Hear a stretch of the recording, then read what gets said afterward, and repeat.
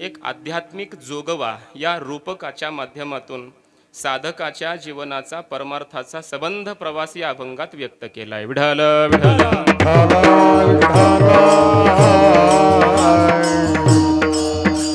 विठ्ठला विठ्ठला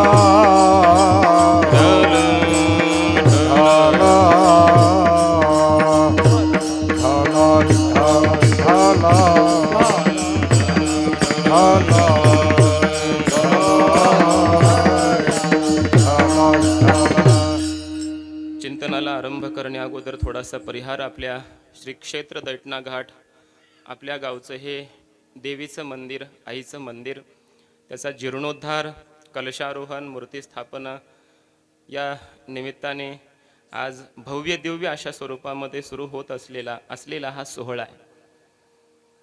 आपल्या गावाचं संरक्षण करण्यासाठी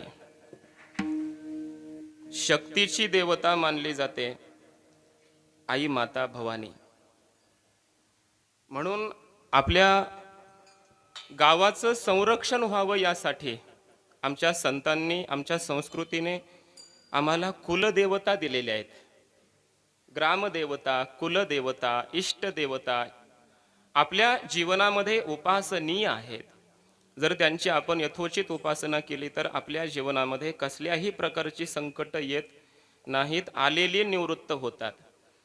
म्हणून तिकडे खंडोबा आहे, याचंही मंदिर आपल्या गावानं सुंदर अशा प्रकारचं त्या ठिकाणी वाटा तयार केला, मंदिर बांधलेलं आहे छान असं. इकडं देवीचं मंदिर झालं, प्रभू श्री रामचंद्रांचं मंदिर गावामध्ये झालं, पांडुरंग आहेच आहेत, मारुतीरायाचं मोठं भव्य दिव्य असं मंदिर गावात आहे.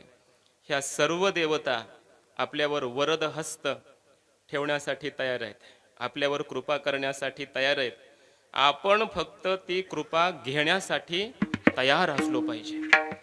आपण फक्त या देवतांच्या दर्शनासाठी जरी रोज आलोत ना, तर या देवता आपल्याला कधीच काही कमी पडू देणार नाही. विठ्ठल विठ्ठल विठ्ठला विठ्ठला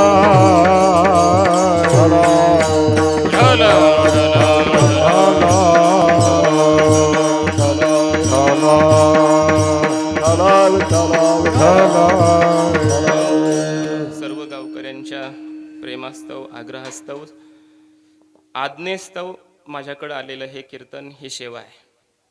ऐका, देवी म्हणजे शक्ती आहे.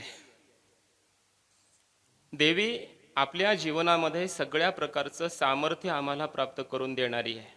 म्हणून देवीची उपासना केली तरच आमच्याकडे शक्ती येईल. शक्तीचे काही प्रकार आहेत. ज्ञानशक्ती आहे, क्रियाशक्ती आहे, भावशक्ती आहे. ह्या सगळ्या प्रकारचं लौकिक अलौकिक सामर्थ्य आम्हाला प्राप्त करून घ्यायचं असेल तर देवीची उपासना करावी लागते. असं आमच्या संस्कृतीनं आम्हाला शिकवलंय, आमच्या धर्मानं आम्हाला शिकवलंय.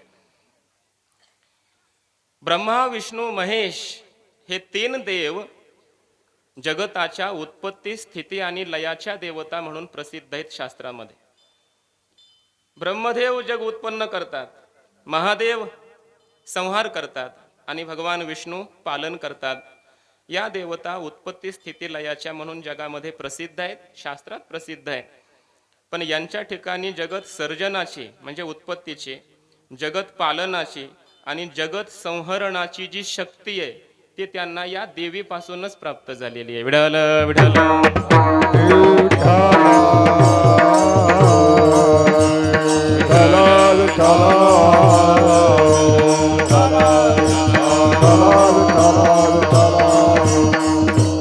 ऐका, वेदांतानं केलेला विचार थोडा आपल्या समोर मांडतो.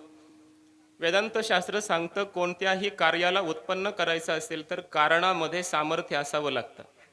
कारणामध्ये काही विशिष्ट शक्ती असल्याशिवाय त्या कारणापासून, त्या शक्तिमान अशा कारणापासून विशिष्ट कार्याची उत्पत्ती होत नाही. उदाहरणार्थ शास्त्रामध्ये प्रसिद्ध असलेलं उदाहरण आहे, घट निर्माण करायचा आहे, मातीचा घडा निर्माण करायचा आहे. तर जगातल्या कुठल्याही मातीपासून तो निर्माण होतो असं नाही.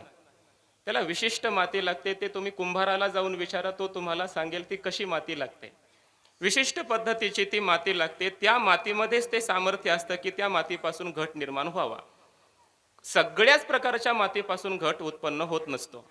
दुसरं उदाहरण सांगतो, जगामध्ये सगळ्या स्त्रिया आहेत, ती पत्नी आहे, पण सर्वच पत्नीमध्ये पुत्र उत्पादनाची शक्ती असतेच असं नाही. जगामध्ये अनेक स्त्रिया वंध्य अशा स्वरूपाच्या राहतात. सर्वांच्याच ठिकाणी ते सामर्थ्य नसतं. एखाद्या स्त्रीच्या ठिकाणी ते सामर्थ्य आहे, तिला बाळ होतं. दृष्टांत माझे संपले. लक्षात सिद्धांत तुमच्या ध्यानात आला असेल. कुठल्याही कारणापासून एखादं कार्य उत्पन्न करायचं असेल तर ते कार्य उत्पन्न करण्याचं सामर्थ्य, शक्ती त्या कारणामध्ये असली पाहिजे. त्याशिवाय त्या कारणापासून त्या कार्याची उत्पत्ती होत नाही. हा अबाध्य सिद्धांत आहे. त्याप्रमाणे ऐका, त्याप्रमाणे परमात्म्याला जग निर्माण करायचं असेल तर परमात्म्यामध्ये शक्ती असली पाहिजे. परमात्मा कारण आहे जगताचं. जन्माद्यस्य यतः ब्रह्मसूत्र सांगतं हे सगळं जग परमात्म्यापासून निर्माण झालंय. जयापासून सकळ महिमंडळ हे झाले तो एक पंढरीचा राणा. परमात्म्यापासून जग झालंय. भरपूर प्रमाण सांगण्याचं कारण नाही, तुम्हाला सिद्धांत निश्चित माहिती आहे. जग निर्माण केलंय देवाने, मग परमात्मा झाला कारण आणि जग झालं कार्य. परमात्म्यापासून जग निर्माण झालं असेल तर परमात्म्यामध्ये जग निर्माण करण्याचं सामर्थ्य असलं पाहिजे. अग्नीला स्पर्श केला दाह झाला, कारण अग्नीमध्ये दाहकता शक्ती आहे म्हणून दाह झाला. तसं परमात्म्यापासून जग झालं याचा अर्थ जग निर्माण करण्याचं सामर्थ्य परमात्म्यात आहे. मग ते काय सामर्थ्य आहे?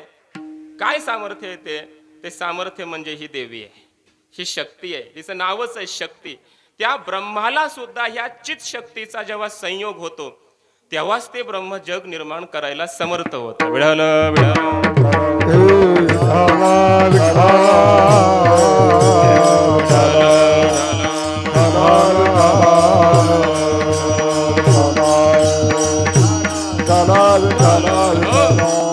ऐका, आणखी थोडं अलीकडे येतो.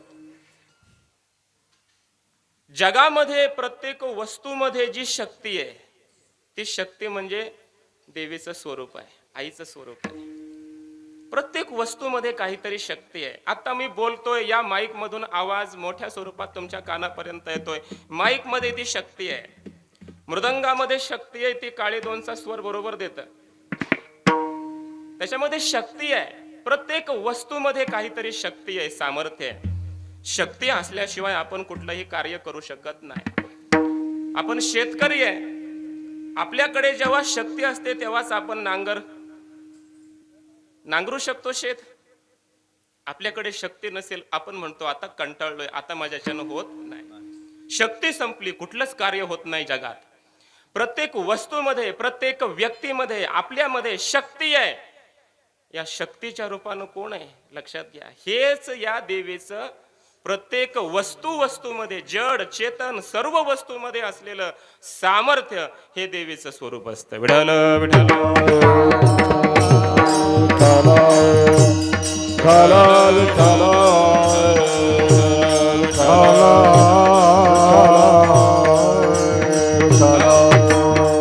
ऐका, त्याच्यामध्ये त्या शक्तीमध्ये काही विशिष्ट प्रकार आहेत. आपल्यापेक्षा या माता माऊल्यांच्या ठिकाणी काही विशेष शक्ती आहेत. कारण ती शक्ती परमात्म्याची असणारी ही चित शक्ती देवी या माऊल्यांच्या रूपाने ती अभिव्यक्त झालेली आहे. तसा नराच्या रूपानं नारायण आहे, तसा नारीच्या रूपानं नारायणी आहे. हे ध्यानात घेतलं पाहिजे. हे कशासाठी सांगतोय? देवी जर अंगात आली तर काय होतंय हे माझ्यापेक्षा तुम्हाला जास्त माहिती आहे. आणि बहुतेक ती देवी एखाद्या देवीच्याच अंगात येते, देवाच्या येत नाही शक्यतो. तिच्याकडेच ती शक्ती आहे. देवीला कसं ती ग्रहण करते माहिती नाही. पण लक्षात घ्या, देवी अंगात आल्यानंतर काय होतं हे तुम्हाला जे माहिती आहे त्याच्यापेक्षा वेगळं मी सांगतो. विडाल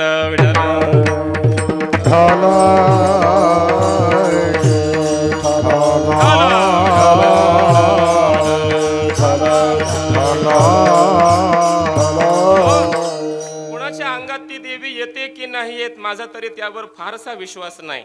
पण लक्षात ठेवा, माझा विश्वास या गोष्टीवर आहे की देवी जर अंगामध्ये आली तर झाशीची राणी बनल्याशिवाय राहत नाही. हातामध्ये तलवार येते, धर्माचं देशाचं ती रक्षण करते. तिच्या अंगात खरी देवी आहे. विठ्ठल विठ्ठल विठ्ठल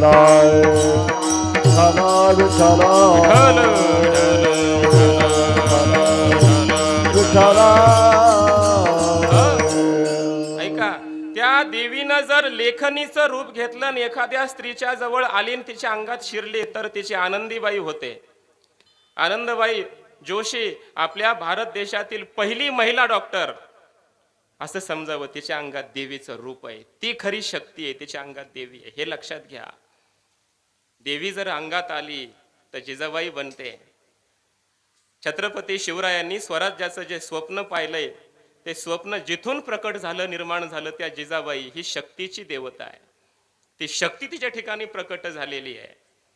शक्ती जर ती एखाद्या स्त्रीच्या अंगात गेली, प्रकट झाली, तिचा आविर्भाव झाला तर ती मुक्ताबाई होते, ती जनाबाई होते. आदिशक्ती मुक्ताबाई, आदिशक्ती मुक्ताबाई, आदिशक्ती मुक्ताबाई, आदिशक्ती मुक्ताबाई. दासी जनी लागे पायी, दासी जनी लागे पायी, दास जने लागे पाय, दास जने लागे पाय, दास जने लागे पाय, दास जने लागे पाय. आदिशक्ती मुक्ताबाई, दासी जनी लागे पायी, दासी जनी लागे पायी,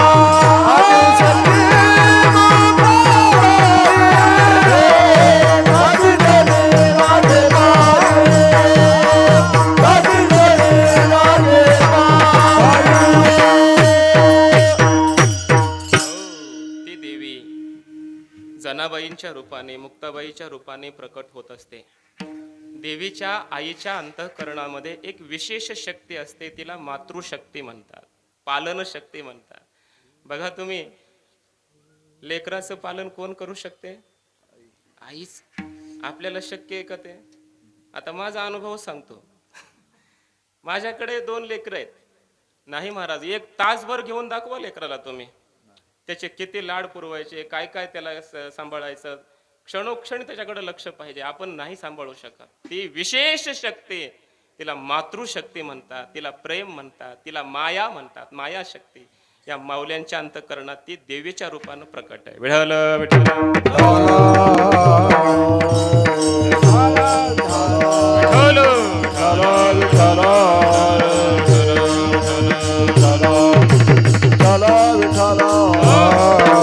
आणि म्हणून ऐका, आपल्या भारत देशामध्ये, भारतीय संस्कृतीमध्ये स्त्रीला देवीचं रूप मानलं जातं.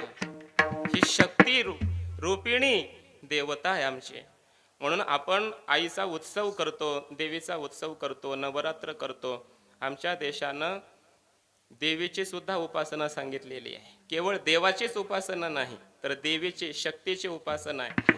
आणि ऐका, जोपर्यंत आपण आपल्या देशातील, आपल्या दृष्टीसमोर प्रत्येक स्त्रीला जोपर्यंत आपण आई या भूमिकेतून पाहत नाही, तोपर्यंत त्या आईची कृपा आपल्यावर होणार नाही.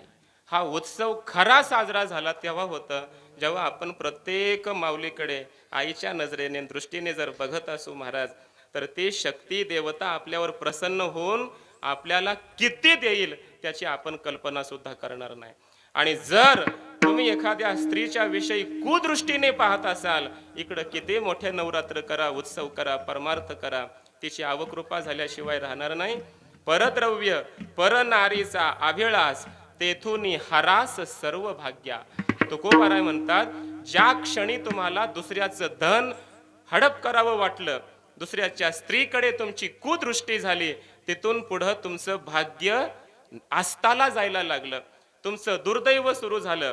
तुमच्या जीवनामध्ये तुमच्या भाग्याचा, तुमच्या आनंदाचा ऱ्हास व्हायला लागला. तुम्ही कधी सुखी राहू शकत नाही. विठ्ठल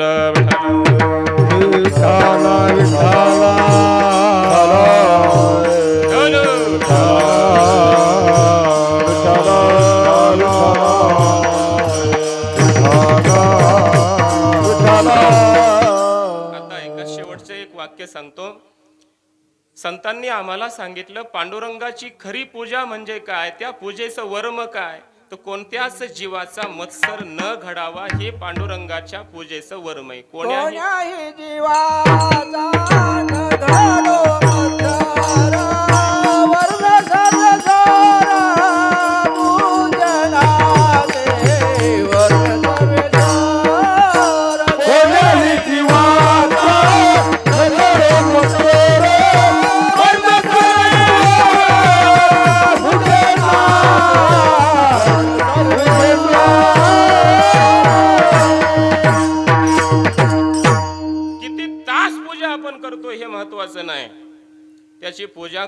करत असताना आपण एखाद्या व्यक्तीचा मनामध्ये मत्सर जर बाळगत असू, द्वेष करत असू, एखाद्याची निंदा करत असू, एखाद्याला मागं ओढण्याचा प्रयत्न करत असू, तर किती तास पूजा केली हे महत्वाचं नाही, ते पूजेचं वर्म त्याला सापडलं नाही. मत्सराचा ठाव शरीरी नसावा, लाभविन जीवा दुःख देतो, लाभविन जीवा.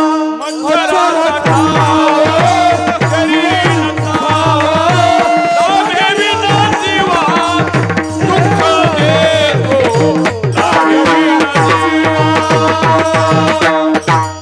म्हणून मत्सर आपल्या अंतःकरणामध्ये येऊच नाही म्हणतात. त्याला ठाव जागा अंतःकरणात देऊ नये. द्वेष करू नका, एखाद्याचा मत्सर करू नका. अरे मागं पडलाय त्याला हात द्या, त्याला सोबत घ्या. एखादा आनंदी आहे, त्याला काही भेटलं त्याच्या आनंदात आनंद मानायला शिका. त्याला सुख झालं म्हणून आपण दुःखी. आमचे गुरुजी म्हणत असतात, जग सगळं का दुःखी आहे, त्याचं कारण असं आहे की ते त्यांच्या दुःखानं दुःखी नाहीतच. जगात कुणाला तरी काही भेटलं की मग हा दुःखी होतो. दुसऱ्यांच्या सुखानं दुःखी होऊ नका. दुसऱ्याच्या दुःखामध्ये सहभागी व्हा आणि दुसऱ्याच्या सुखामध्ये आनंद माना. याच्यापेक्षा मोठा परमार्थ नाही. विठ्ठल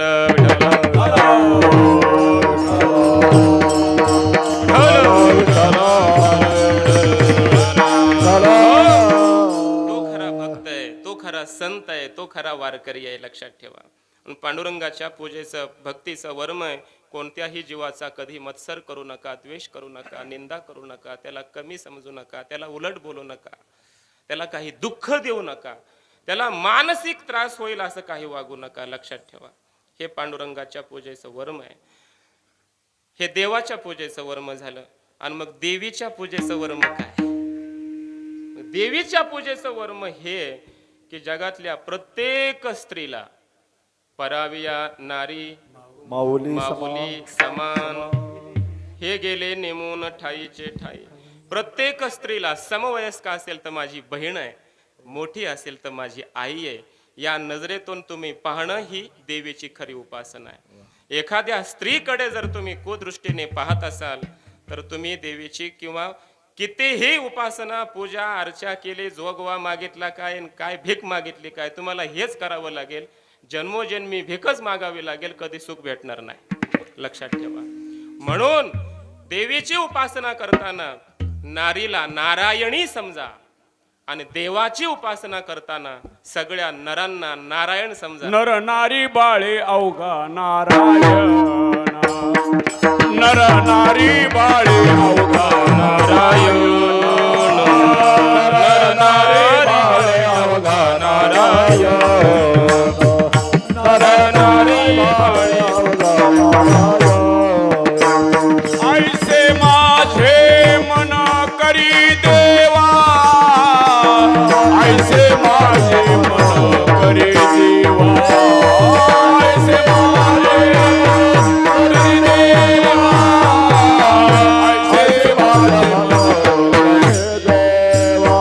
नर नारी बाळे अवघा नारायण, नारी बाळे अवघा नारायण, ऐसे माझे मन करी देवा, ऐसे माझे मन करी देवा, ऐसे माझे मन करी देवा.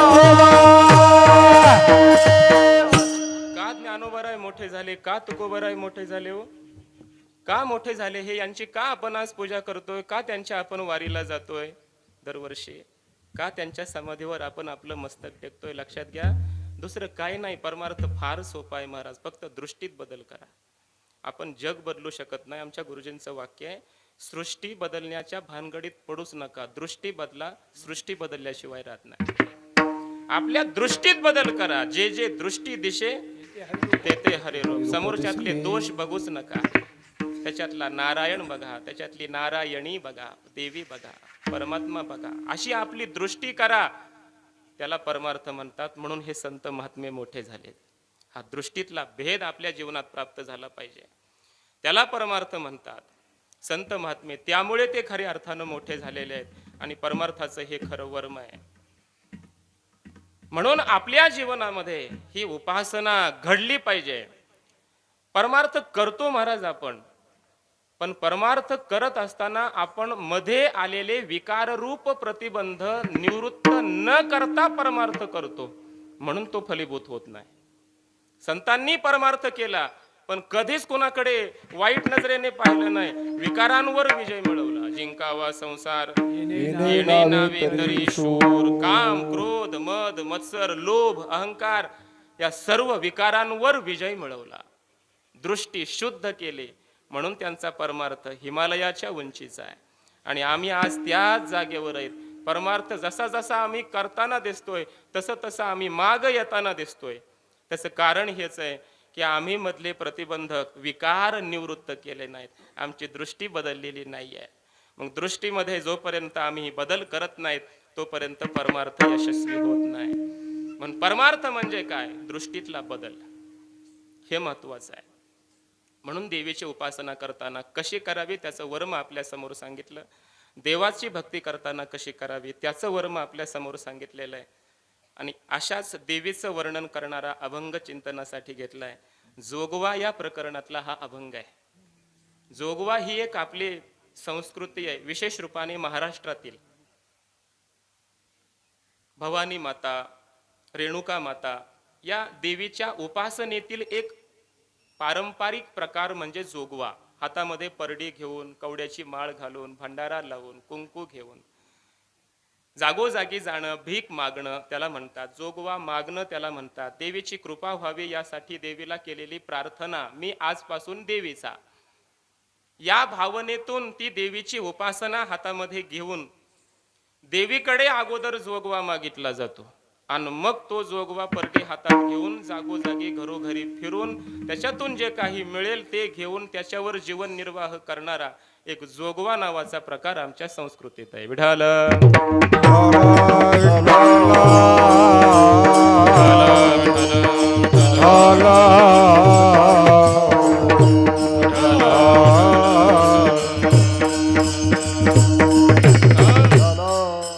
ऐका, जोगव्याचं रूपक आहे. या अभंगामध्ये आध्यात्मिक जोगवा सांगितलेला आहे. जोगवा मागायचं म्हणजे काय? काय मागायचं? ती परडी म्हणजे काय आहे? आणि हे जोगवा मागत फिरायचं आहे, नवस करायचा आहे, त्या देवीचा उपासक भक्त व्हायचं आहे म्हणजे नेमकं काय? हे सगळं आध्यात्मिक रूपक आहे.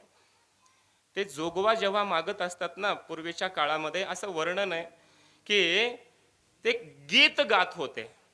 अलीकडे गीत गात नाहीत, फक्त ते परडी घेऊन मागायला येतात. नवरात्रामध्ये आपण पाहतो लहान लहान मुलं येतात, पण तेवढ्या काळापुरतच नाही, तो एक समाजातील एक प्रकार आहे. आयुष्यभर जोगवास मागून राहणारा तो एक प्रकार आहे. आणि ते गीत गात गात फिरतात. गीत गात असताना ते गायचं असतं गीत वेगळं, अर्थ दुसराच असतो. त्याच्यातून काही विशिष्ट संकेत केलेले असतात, त्याला जोगव्याचं गीत म्हटलं जातं. अर्थात एखादं गीत असं गायचं की भावांनी कसं राहावं, संसार कसा करावा, असं काहीतरी त्यातून बोध मिळेल, अशा प्रकारचं काहीतरी त्या गीतातून त्यांनी प्रकट केलेलं असतं, त्याला जोगवा म्हटलं जातं. हा व्यावहारिक जोगवा आहे. अध्यात्माच्या दृष्टीने शांतीब्रह्मनाथ महाराज आजच्या या जोगव्याच्या अभंगामध्ये अध्यात्माचं रूपक करतायत. रूपक व्यावहारिक जोगव्याचं आहे, पण अर्थ संकेत केलेत अध्यात्माचे. विठाल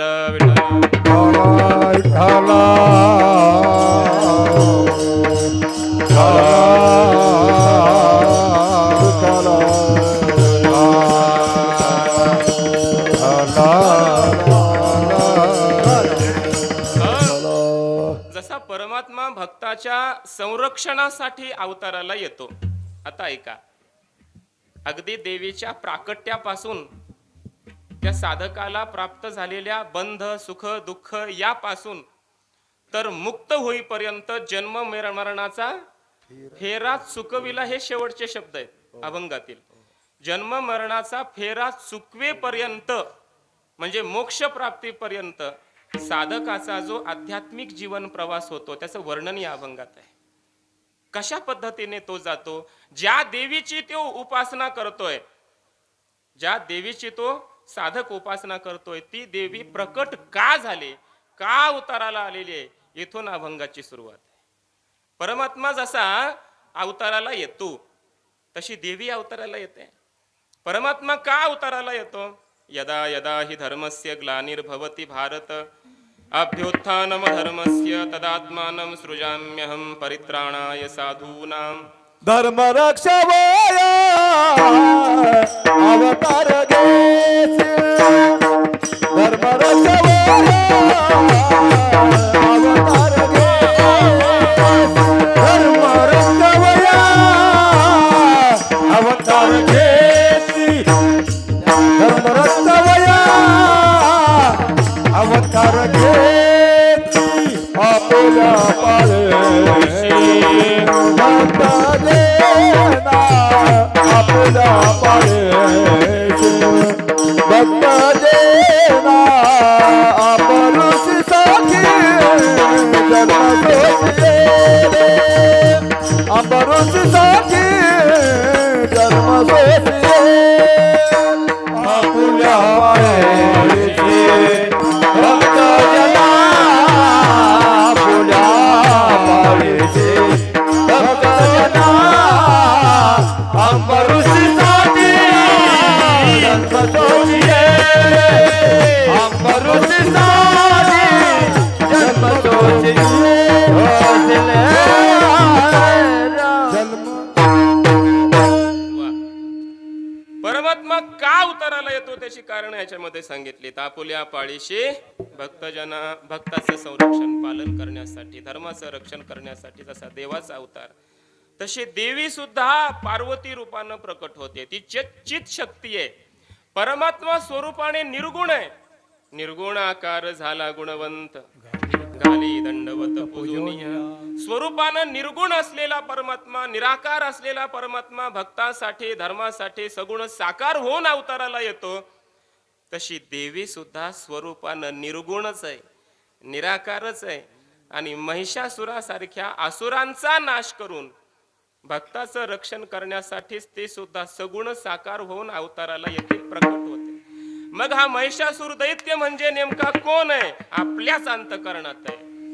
आणि ही देवी निर्गुण निराकार असलेली आपल्या अंतःकरणातल्या त्या महिषासुराचा वध करण्यासाठी, आपल्या अंतःकरणातील दुःखांची निवृत्ती करून त्या भक्तांचं पालन करण्यासाठी प्रकट झाली अभंगाच्या पहिल्या चरणात. अनादि निर्गुण प्रकटली भवानी अनादि निर्गुण प्रकटली भवानी अनादि प्रकटली भवानी अनादि निर्गुण प्रकटली भवानी मोहमय चतुर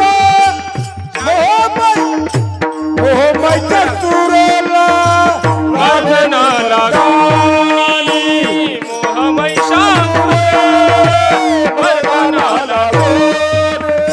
त्रिविध तापाची कराय जाणारी.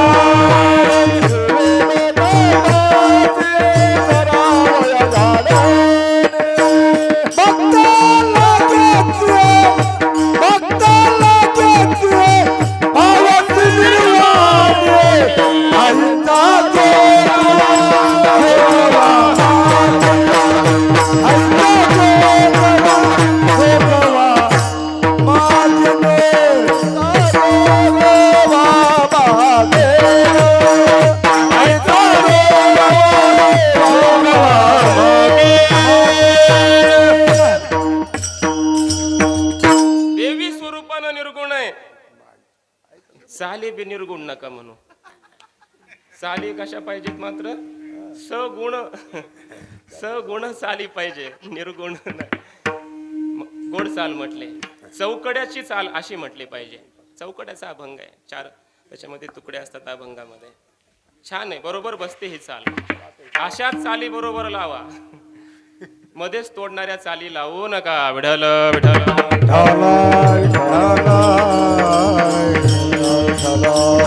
विठ्ठल विठ्ठल.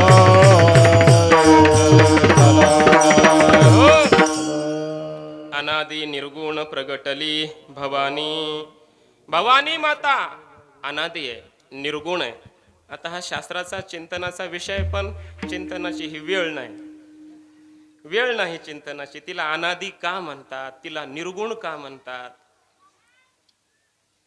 पण एका वाक्यात सांगावं लागेल, कारण अभंगावरच बोलावं हा आमच्या संस्थेचा नियम आहे. शब्दाचा अर्थ सरळ सरळ तरी सांगून गेलं पाहिजे. अनादि आहे. अन म्हणजे नाही, आदि म्हणजे जन्म. न आदिर जन्म यस्य सह अनादि. अनादि शब्दाची व्युत्पत्ती होते न.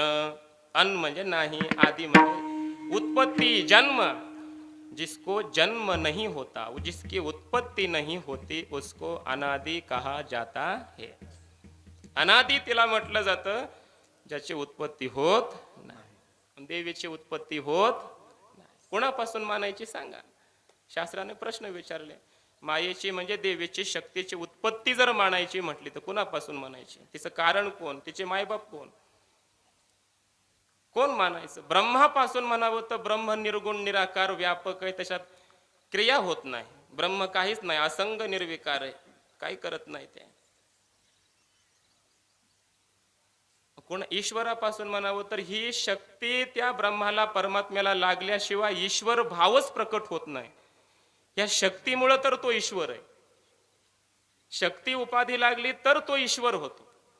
म्हणून ईश्वर नंतर आहे, उलट ह्या शक्तीचं कार्य येतो. त्यामुळे ईश्वर हिचं कारण होऊ शकत नाही, परमात्मा नाही होऊ शकत, जीव तर होऊ शकत नाही. मग उत्पत्ती कुणापासून, शास्त्र सांगतं मग ही अनादि आहे. अनादि म्हणजे देवीची उत्पत्ती कधी झाली, कोणापासून झाली सांगता येत नाही. जुनाट जुगादीचे हे पांडुरंगाचं वर्णन आहे, क्षमा असावी. पांडुरंगाचं वर्णन आहे, देवीचं वर्णन झालंय. अनादि अन आदि, तिची उत्पत्ती मानता येत नाही. लक्षात अनादि अंबिका भगवती. अनादि अंबिका भगवती. ओद परडी घेऊनी हाती. ओद परडी घेऊन ओद ज्ञानाचा पाजळती.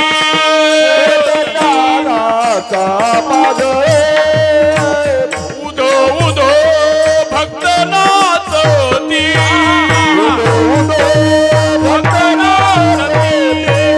उदो उदो भक्त नाचती. गोंधळाला येई ओ जगदंबे. गोंधळाला येई ओ जगदंबे.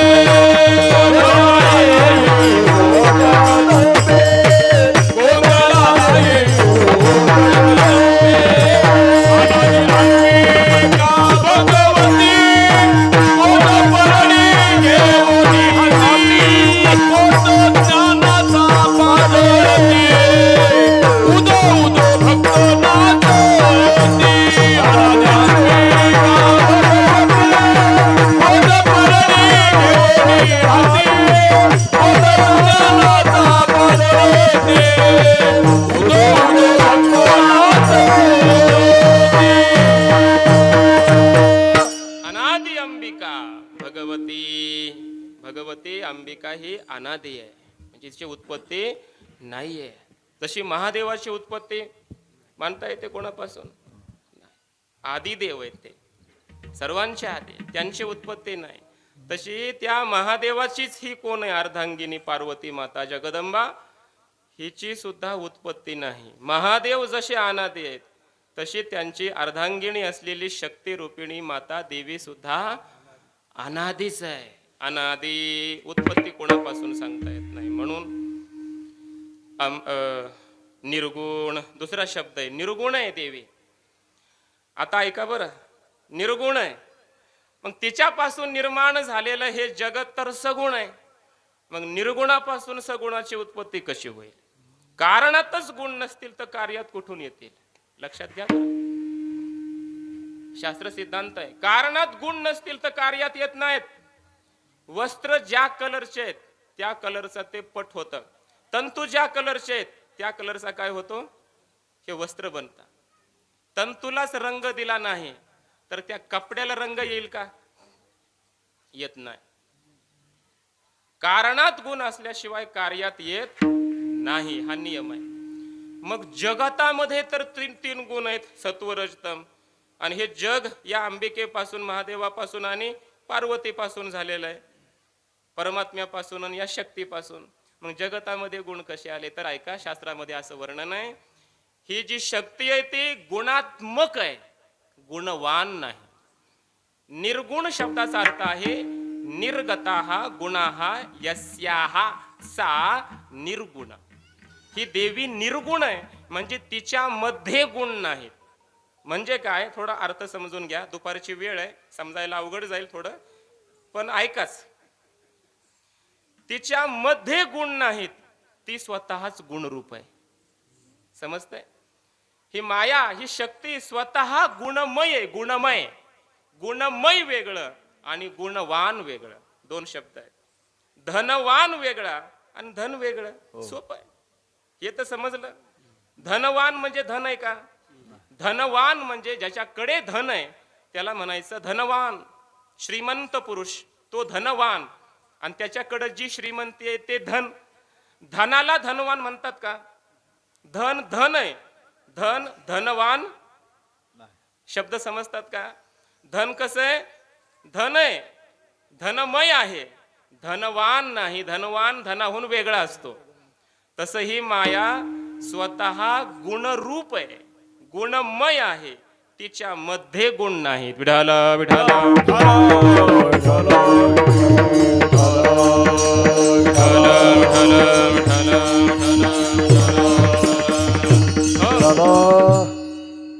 शास्त्रामध्ये श्लोक आला, चिदानंदमय ब्रह्म प्रतिबिंब समन्विता तमो रजसत्व गुणा प्रकृतीर द्विविधाच सा. प्रकृती म्हणजे देवी माता. कशी येते? सत्व रजस तमो गुणात्मिका. सत्व रज तम हे तीन गुण हे तिचं स्वरूपच आहे. आता ऐका, नियम असा आहे, गुणे न गुणे गुणांगीकार, गुण में गुण नहीं होता. हा नियम आहे, शास्त्राचा सिद्धांत आहे. काय?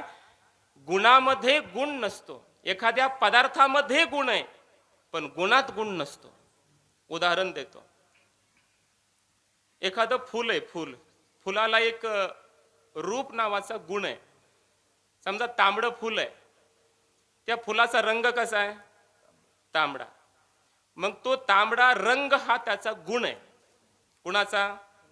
फुलाचा. मग या गुणानं तांबडा रंग रूप, या गुणाने युक्त कोण आहे? फुल, पुष्प. तांबडा रंग हा गुण त्या फुलामध्ये, फुल झालं गुणवान. समजतंय? या गुणानं युक्त. मग त्या फुलामध्ये जो तांबडा हा गुण आहे, रूप आहे, हा जो गुण आहे, त्याच्यामध्ये गुण आहे का? त्याच्यात गुण नाही, ते स्वतः गुण आहे. स्वतः तांबडा हा रंग काय आहे? गुण रूप आहे, त्याच्या मध्ये गुण नाही. तो तांबडा गुण हा फुलात आहे, फुलामध्ये गुण आहे, गुणात गुण नसतो. हा नियम आहे, लक्षात ठेवा. म्हणून जी माया आहे, जी शक्ती आहे, देवी आहे, ती स्वतः गुणमय आहे, ती गुण स्वरूप आहे. तिच्या मध्ये वेगळे काहीतरी गुण आहेत आणि ती गुणवान आहे असं नाही. ती स्वतःच गुण आहे, म्हणून तिच्या मध्ये गुण नाहीत. या अर्थानं म्हटलंय निर्गुण. विठाल विठाल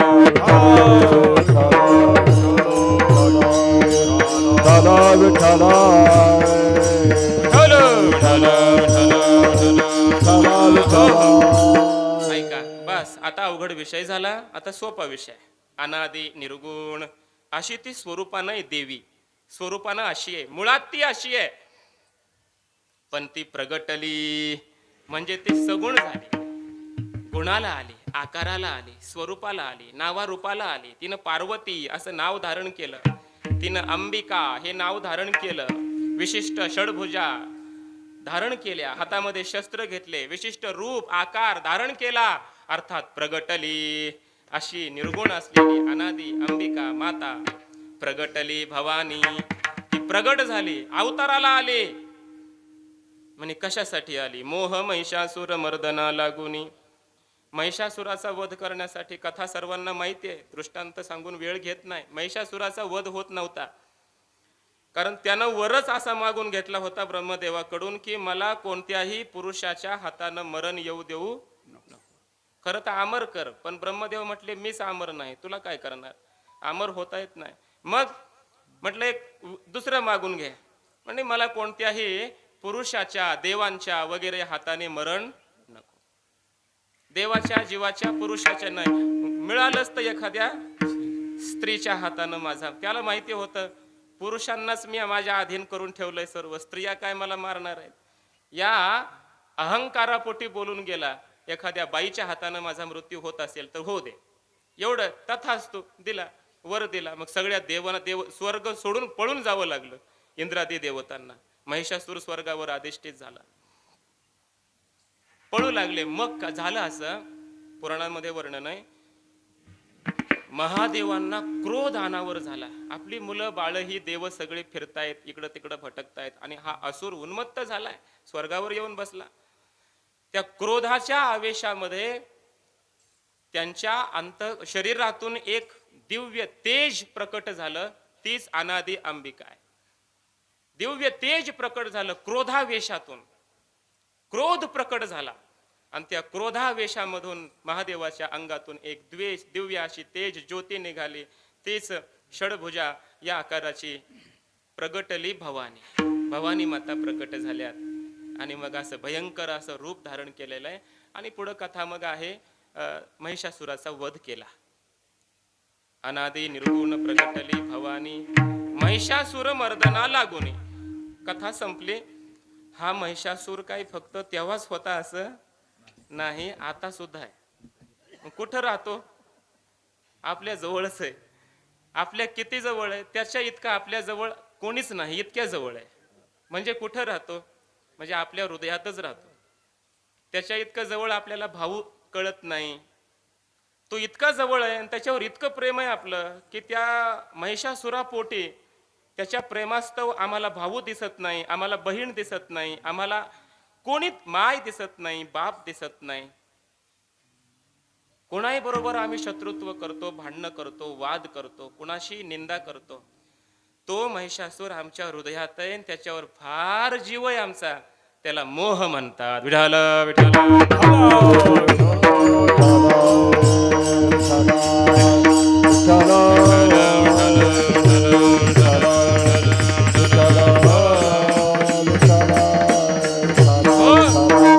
ऐका महाराज, शास्त्रात असं वर्णन आहे, मोह ज्याच्या अंतःकरणात निर्माण झाला त्याचं कधीच कल्याण झालं नाही, त्याची अधोगती सुरू झाली. मोह नाशाला कारण ठरतो. सर्वात मोठं उदाहरण आपल्याकडे, तरी पुत्र स्नेही मोहितू धृतराष्ट्र असे पुसतू. धृतराष्ट्राच्या अंतःकरणामध्ये मोह, पुत्राचा स्नेह, मोह, मोहापोटी परिणाम महाभारत युद्ध झालं, कुळाचा नाश, कौरवांना पूर्ण मरावं लागलं. मोह कोणालाही कल्याणाला कारण ठरला नाही. मोह आम्हाला दुःखालाच कारण ठरतो. मोह वादाला कारण ठरतो, भांडणाला कारण ठरतो, भेदाला कारण ठरतो, शत्रुत्वाला कारण ठरतो. आणि मोह निर्माण झाला की बाकी सगळे विकार येतात.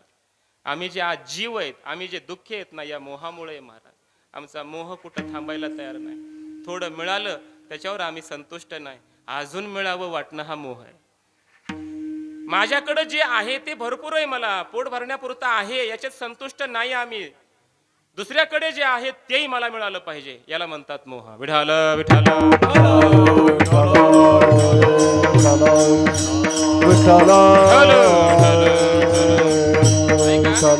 त्या मोह शब्दामध्ये मोह धातू आहे, मोह वैचित्य असा धातू आहे. त्याचा अर्थ आहे अविवेक, म्हणजे न कळणे, यथार्थ न कळणे. समोरचा व्यक्ती माझा आहे, कोण आहे काही कळलं नाही, दृष्टी आंधळी होते, त्याला मोह म्हणतात. अरे एका ताटात जेवलेले भाऊ लहानपणी, काल मी एक ती रील बघितली, ह्याच्यामध्ये लहानपणी त्या भावांचं काय प्रेम एकमेकावर. मोठा भाऊ शाळेतून येतोय म्हणून तो लहान भाऊ रस्त्यावर येऊन वाट बघतो आपल्या भावाची, आल्याबरोबर गळ्याला पडतो, त्याच्याबरोबर खेळतो. एका ताटात बसून दोघ जण भात खातात, जेवण करतात, एक क्षणभर एकमेकांना सोडून राहू शकत नाहीत. एवढं ज्यांचं प्रेम एकमेकावर, तेवढं प्रेम लग्नानंतर का राहत नाही? त्याचं उत्तर आहे मोह. मला भेटलं पाहिजे, मला भेटलं पाहिजे. मग हा मोह एकदा वाढायला लागला, मला एवढं पाहिजे, मला हे पाहिजे, मला एवढं, हा मोह भावातलं प्रेम नष्ट करतो. ते प्रेम, भाव, माया सगळं सगळं नष्ट करून टाकतो. आणि दोघांमध्ये एवढं प्रेम असूनही दोघात पक्क वैर बनतं महाराज, वैर बनतं, पक्के शत्रू बनतात. एक या पक्षाचा आणि एक त्या पक्षाचा, इतकं वैर बनतं. याचं कारण आहे मोह. विठ्ठल विठ्ठल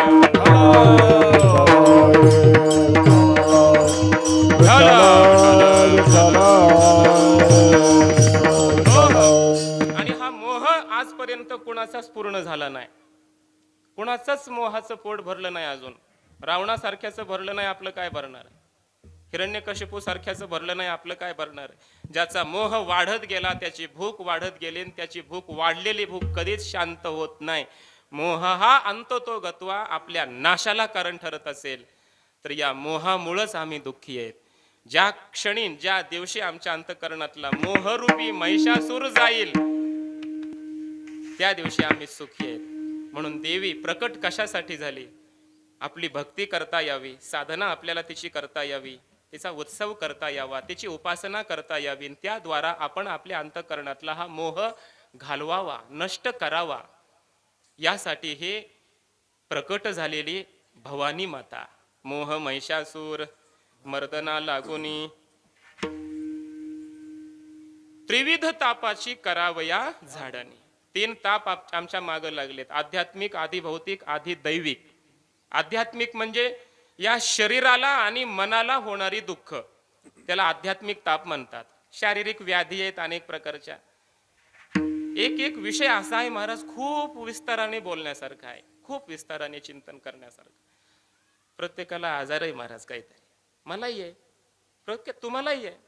जगामध्ये कोण निरोगी आहे? मग कधीच इंजेक्शन घेतलं नाही असे म्हणणारे रोज इंजेक्शन आता घेतात.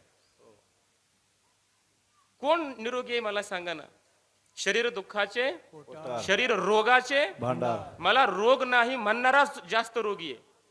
कारण त्याला हेही कळत नाही की रोग हे शरीरच रोग आहे, शरीर म्हणजेच रोगाचं भांडार आहे, हे त्याला माहिती नाही. म्हणजे हा मनोरुग्ण आहे, मला काही रोग नाही म्हणणारा. लक्षात ठेवा, जोपर्यंत शरीर आहे तोपर्यंत ह्या व्याधी, हे रोग आमच्या मागे लागलेले आहेत, सुकणार नाहीत. प्रत्येकाच्या मागे काही ना काही रोग आहे. मग त्याची कारण अनेक आहेत. व्यावहारिक दृष्टीने त्याच्यावर खूप विस्तार करता येईल. आपण काय खाल्लं पाहिजे, काय पिलं पाहिजे, काय नाही खाल्लं पिलं पाहिजे, याचंही खूप गरज आहे. समाजाला आज याची सुद्धा जास्त गरज आहे. सगळ्यात महत्वाची गोष्ट महाराज, तुम्हाला जर आध्यात्मिक दुःख निवृत्त करायचं असेल, शारीरिक दुःख, तेल खाणं टाळा. बाजारात मिळणारं तेल खाऊ नका, त्याच्यापासून व्याधी उत्पन्न होतात. साखर आजच बंद करा, गुळ वापरा, खडी साखर खा. साखर, तेल आणि मैदा आपल्या घरातले सर्वात मोठे शत्रू आहेत आणि प्रत्येकाच्या घरात आहेत, आणि यांच्यामुळे सगळ्या व्याधी उत्पन्न होतात. विठ्ठल विठ्ठल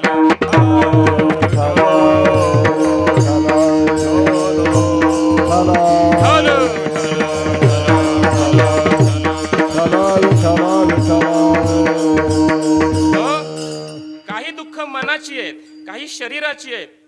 मनामध्ये चिंता लागली, मनामध्ये काम, क्रोध, विकार उत्पन्न झाले, हे पाहिजे, ते पाहिजे, तृष्णा, हाव, मनाच्या व्याधी आहेत. याला आध्यात्मिक व्याधी म्हणतात. आधी भौतिक म्हणजे जगापासून होणारे दुःख. जग कधीच आपल्याला सुख देत नाही महाराज. तुम्ही जर जगाकडून अपेक्षा करत असाल तर कधी सुखी होऊ शकत नाहीत. तुम्हाला कोणीही मदत करत नाही जगामध्ये. ज्या दिवशी तुम्ही दुसऱ्याला मदत करायच्या लायकीचे होता तेव्हा तुम्हाला मदत करतात. हा जगाचा नियम आहे. जेव्हा तुमच्यापासून लोकांना मदत मिळते तेव्हा सगळं जग तुम्हाला मदत करतं, आणि तुम्ही जेव्हा काही देऊ शकत नाही जगाला तेव्हा तुम्हाला कोणीच काही देत नाही. हा जगाचा निसर्ग आहे, नियम आहे. पण कोणाकडून अपेक्षा करायची नाही. मलाच मोठं व्हायचंय, मलाच जगायचंय, मलाच काहीतरी बनवून दाखवायचंय, या सिद्धांतानं आपण जगलो पाहिजे. अपेक्षा सोडा जगाकडून. जगानं आजपर्यंत संतांना सुख दिलं नाही, देवाला सुख लागू दिलं नाही, ते तुम्हाला काय लागू देणार आहेत? पण जगाकडून अपेक्षा सोडली पाहिजे. याला आधी भौतिक दुःख म्हणतात. आधी भौतिक आणि आधी दैविक. आधी दैव म्हणजे ह्या देवता, हे ग्रह यांच्या सुद्धा आपल्यावर बाधा होतात. कधी कधी मग भूकंप होतो, आधी दैविक दुःख आहे. त्या समष्टी पापामुळे कधी कधी ह्या देवता प्रकोपाला येतात, मग ढगफुटी होते. मग काहीतरी अशा प्रकारच्या ज्या नैसर्गिक आपत्ती आपण ज्याला म्हणतो ना, ह्या देवतांचा कोप असतो, याला शास्त्रामध्ये आधी दैविक दुःख म्हणतात. विठ्ठल विठ्ठल हो.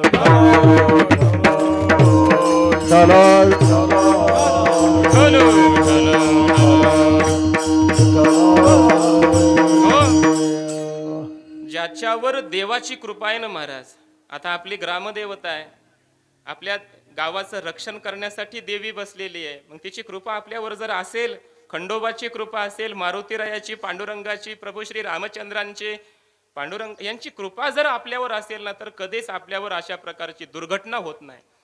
किती मोठी दुर्घटना जगामध्ये होऊ द्या, आपल्याला काही होऊ शकत नाही. कारण या जगाचा बाप आपलं रक्षण करता जर असेल, तर काय दुःख आपल्या वाट्याला येईल सांगा ना. म्हणून मी पुन्हा पुन्हा वारंवार सांगतोय, आम्ही त्या पांडुरंगाचे हे द्योतीत करण्यासाठी हे तुळशीची माळ गळ्यात असली पाहिजे.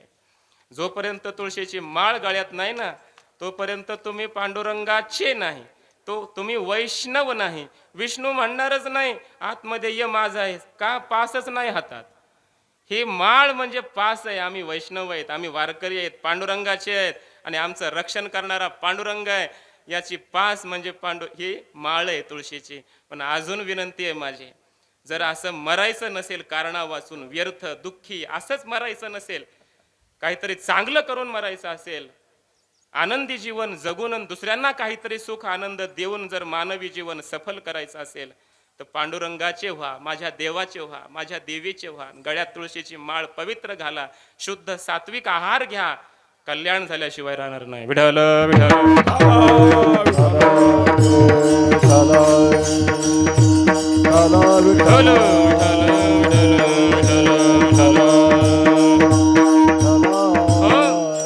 तीन प्रकारचे ताप आमच्या मागे लागलेत, आध्यात्मिक, आधिभौतिक, आधिदैविक. त्रिविध तापाची कराया झाडणी, यांची झाडून यांना नष्ट करण्यासाठी देवी आहे, देव आहे महाराज आपल्या जीवनात. त्याच्याशिवाय हे दुःख नष्ट होत नाहीत. त्यासाठी देवाचा देवीचा अवतार आहे. भक्ता लागी तू पावशी निर्वाणी, आणि हे देवी तू भक्तासाठी निर्वाणी पावशी. त्याला कुठलं दुःख प्राप्त झालं की त्या संकटाच्या प्रसंगी, निर्वाणाचा प्रसंग म्हणजे काय, आपण म्हणतो बस आता शेवट आहे, म्हणजे दुःखाचा कडेलोट होणं, याला निर्वाण म्हणतात. असा जेव्हा दुःखाचा कडेलोट आमच्या आयुष्यात प्राप्त होतो ना, आम्ही कळकळीने जेव्हा आईला हाक मारतो, तेव्हा ती आईच आहे आपली, करुणाघन आहे. आपण हाक मारत नाही महाराज तिला, आपण कुणाकडे तरी पाहतो, दुसऱ्याकडे पाहतो. स्वतःची सत्ता, मान मान्यता, पैसा, पद, प्रतिष्ठा, कुणीतरी येईल मला वाचवायला, यांच्याकडे आपली नजर आहे, दृष्टी आहे. आम्ही जेव्हा कळकळीनं तळमळीनं जेव्हा देवीला हाक मारू, देवाला धाव घाली आई धाव घाली आई, धाव घाली आई, धाव घाली आई.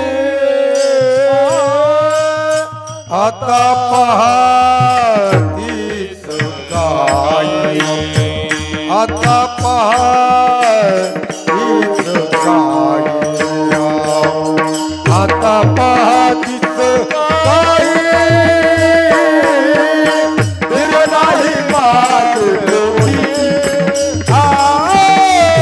धीर नाही माझी डोळी.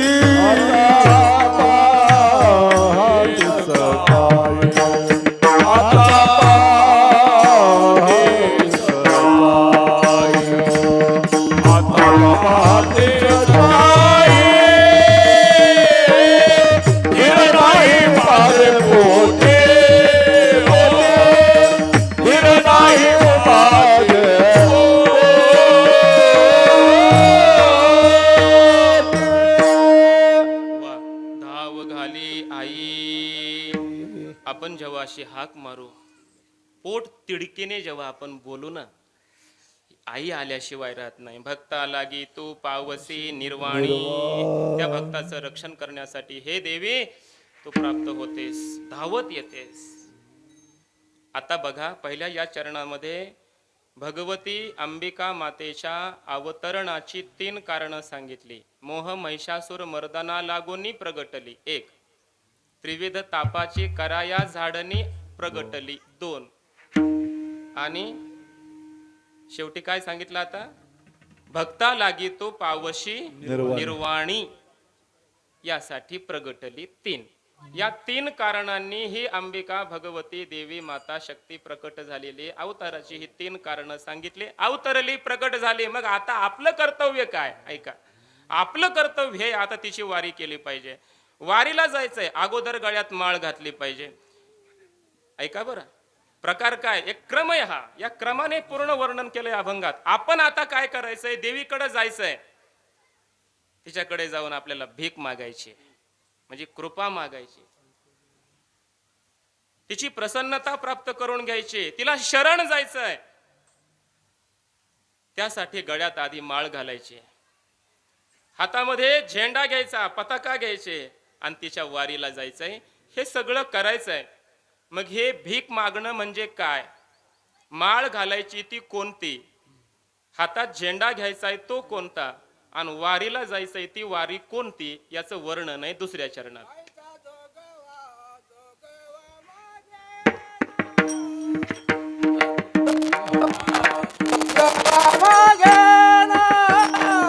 ऐसा भोगवा मागेन, ऐसा भोगवा मागेन. सारुनी माळ मी घालीन, द्वैत सारुनी माळ मी घालीन. द्वैत सारोने माळ मी घालीन, द्वैत सारोने माळ मी घालीन. हाती गोदाचा झेंडा मी घेईन.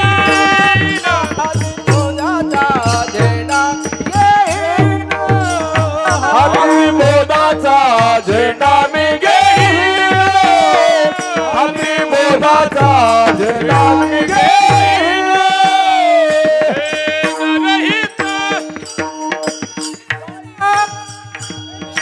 रहित वारीची जाईल, झोकवा झोकवा मागेल, झोकवा झोकवा मागेल. भेद रहित वारीची जाईल, भेद रहित वारीची जाईल. ऐसा झोकवा झोकवा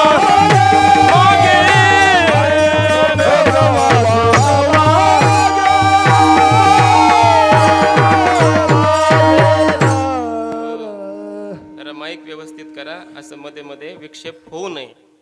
अगोदरच बघत जावं, हे तुम्ही खुणवायचं त्यांना. आईचा जोगवा जोगवा मागेन, अशा आईकडं मी आता जाईन आणि जोगवा मागेन, त्यांची कृपा मागेन, प्रसाद मागेन, असा अर्थ. त्यासाठी पहिल्यांदा काय केलं पाहिजे? जायचं असंच उठके सुट, इकडं काही खायचं, काही प्यायचं, चुकीचं जीवन जगायचं. नवरात्र आले की पळत जायचं मग देवीकडं. माहूरगडला गेलेच मग. आहा, ऐका, द्वैत सारुनी माळ मी घालीन. जायच्या अगोदरची ही प्रक्रिया आहे. देवीकडे जायचंय, काही मागायचंय, त्याच्या अगोदरची ही प्रक्रिया आहे. अगोदर माळ घाला. माझी तरुणांना विनंती आहे, बसलेले सगळे बरेचसे माझे मित्र तरुण मंडळी आहेत,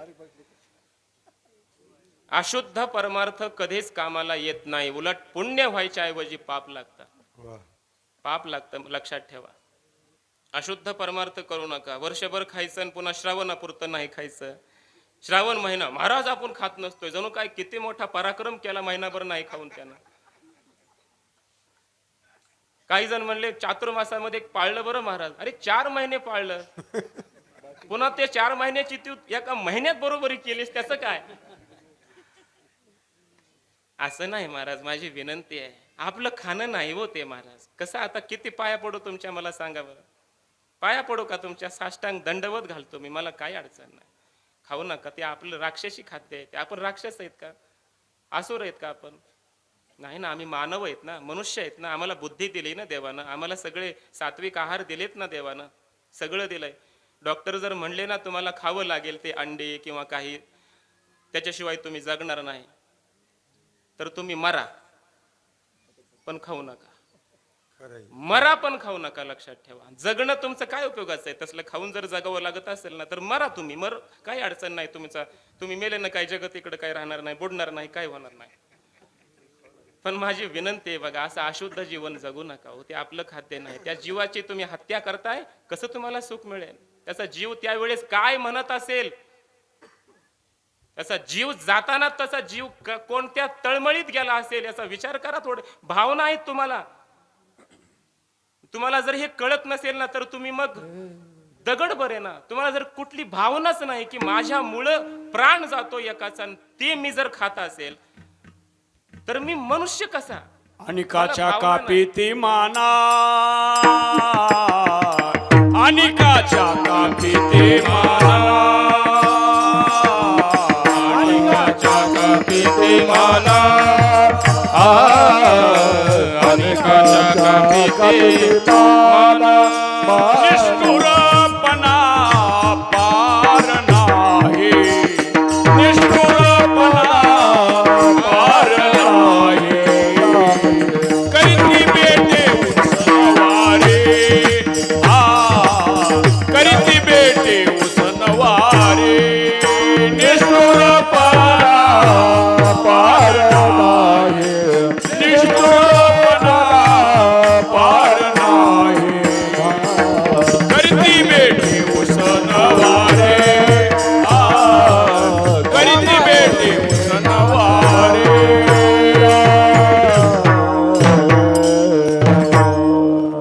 अनेकाच्या कापीती माना. दुसऱ्यांच्या माना कापून तुम्ही जर तुमचं रक्त वाढवत असाल ना, शरीरातलं रक्त, उसनवारी. पुढचा शब्द काय? ध्रुवपद. करीती बेटी उसनवारी. करीती बेटी बेट्यांनो, उसनवारी करताय तुम्ही. तुकोबरायचे शब्द येते. उसनवारी म्हणजे उसनं फेडावं लागणार तुम्हाला एक दिवस. वाट बघताय ते तुम्ही ज्यांना मारले ते प्राणी तलवारी हातात घेऊन तुम्हाला तुमच्या माना कापण्यासाठी. मग असेच तुमच्या दुर्घटना होणार, ऍक्सिडेंट होणार, असेच तुम्ही मरणार एक दिवस. मांस खाता हौस करी, जोडून वर ठेवीला, जोडून वर ठेवीला, जोडून वर ठेवीला. हौस खाता हौस करी, जोडून वैरी ठेविया, जोडून वैरी ठेविया, जोडून वैरी ठेविया. मांस खाता हौस करी, जोडून वैरी ठेविला. तुम्ही वैरी, कारण ऋण वैर हत्या हे तो न सुटे. एखाद्याच तुम्ही जर हत्या केली असेल, सुटत नाही. कुठल्या तरी जन्मात तो तुमची हत्या केल्याशिवाय राहणार नाही. लक्षात ठेवा. पुन्हा एकदा विनंती आहे सगळ्यांना, असं दुष्ट आसुरी राक्षसी प्रवृत्ती सोडा. असं जीवन जगू नका. जरा मनुष्य व्हा, चांगले माणूस बना. नका साधू बनू आमच्यासारखे, नका संत बनू, नका मोठा परमार्थ करू. पण एक तुळशीची माळ घालू शकत नाही तुम्ही? साधं जीवन तुम्ही, सात्विक मानवी जीवन तुम्ही चांगलं जगू शकत नाही का? लक्षात घ्या. 4-5 आणल्यात. एक उपरणं बांधले आहेत माझ्याकडे, खिशामध्ये आहेत, काढतो मी. 5 माळी आहेत. 5 माळी ज्यांना, 5 जणच माझ्याकडे या. पुन्हा आणखी 11 तारखेला कीर्तन आहे गावातच. त्यावेळेस मग बाकीचे सगळे काय 11 जण होतेत का 15 होतेत बघू, त्यावेळेस घालूया. पण आज 5 जण घालू शकतात. 5 माळी आणल्यात मी बघा. विठ्ठल विठ्ठल.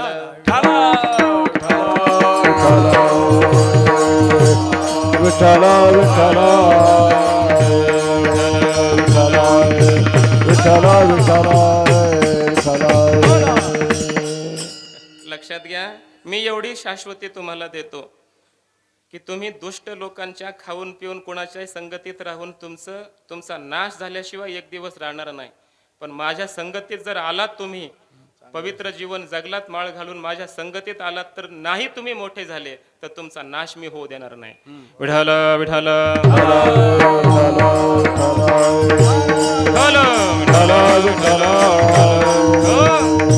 आणि या ना रे तरुणांनो, मी तरुणच आहे ना बोलणारा, या ना माझ्या बरोबर, आपण करूया गावाचा विकास. सगळे मिळून करूया का, एकटा मी करणार आहे का? सगळे मिळून करूया ना आपण. आणि तुम्ही जोपर्यंत असे सात्विक जीवन जगणार नाही तोपर्यंत तुम्ही त्या प्राण्याची तुम्ही दया केली नाही, तुम्ही माणसाची काय दया करणार आहेत? आणि तुम्ही राजकारणात येऊन काय तुम्ही चांगलं जीवन जगणार आहेत? आणि काय तुम्ही गावाचं कल्याण करणार आहेत का, देशाचं कल्याण आहेत, समाजाचं करणार आहेत? उद्या मंत्री होऊन तुम्ही, तुमच्यामध्ये भावना आहेत का? एखाद्याची हत्या करून तुम्ही ते खाताय, तुम्हाला भावना आहेत, प्रेम आहे तुम्हाला त्याच्याविषयी, कशावरून तुम्ही उद्या भ्रष्टाचार करणार नाहीत? हिंस्र पशु जीवन आहे तुमचं. तुम्ही देशभक्त होण्याच्या लायकीचे नाहीत, तुम्ही समाज सेवक होऊ शकत नाहीत, तुम्ही राजकारणात पडू नये, नाहीतर उपयोग नाही त्याचा काय. तुम्हाला राजकारण करायचंय, करा, बिनधास्त केलं पाहिजे. चांगल्या लोकांनी राजकारण बिलकुल केलं पाहिजे, करा, माझा सपोर्ट आहे तुम्हाला. फक्त चांगलं जीवन जगा, तुमच्यावर विश्वास गावाचा बसला पाहिजे, समाजाचा बसला पाहिजे. इतकं चांगलं शुद्ध पवित्र जीवन जगा, मग बघा तुम्ही किती मोठे होता. समाजसेवक व्हा, देशभक्त व्हा, क्रांती करा, धर्म जगा, धर्माचं पालन करा. नुसतं बोलू नका आणि स्टेटस ठेवू नका. विठाल विठाल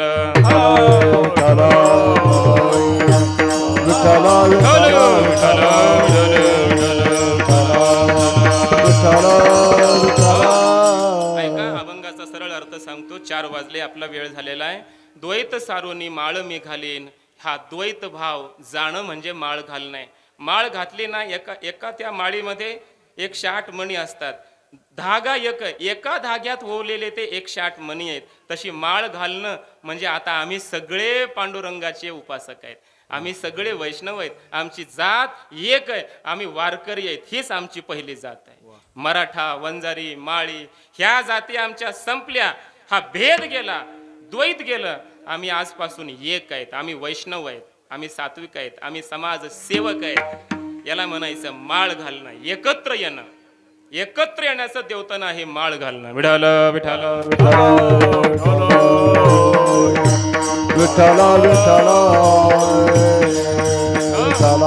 हातामध्ये बोधाचा झेंडा घेतला पाहिजे. पताका घेऊन जाणं म्हणजे ती पताका बोधाची असली पाहिजे. परमात्मा कोण आहे, काय आहे, कसा आहे, त्याचा बोध, त्याचं ज्ञान आपल्याला असावं तर त्याची भक्ती करता येईल. म्हणून जाताना त्याचं ज्ञान प्राप्त करावं, अशा एखाद्या साधकाच्या संगतीत यावं, संतांच्या संगतीत यावं. परमात्मा कोण असतो महाराज, देव कुठे आहे, कसा आहे, विचारावं तुमच्यासारख्या पोरांनी कधीतरी येऊन. आणि त्या देवाचं ज्ञान मिळवावं, त्याला म्हणतात हातामध्ये पताका घेऊन धर्माचं रक्षण करणं. विठाल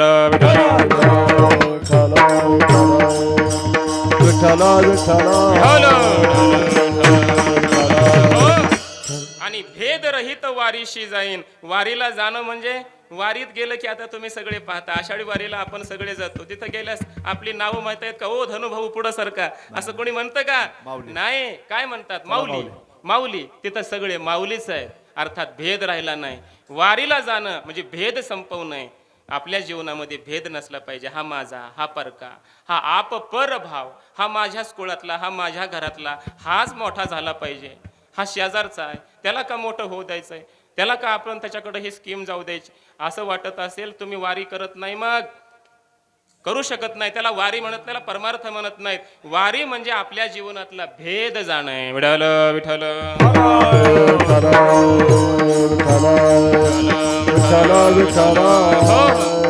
नवविध भक्तीच्या करीन नवरात्रा.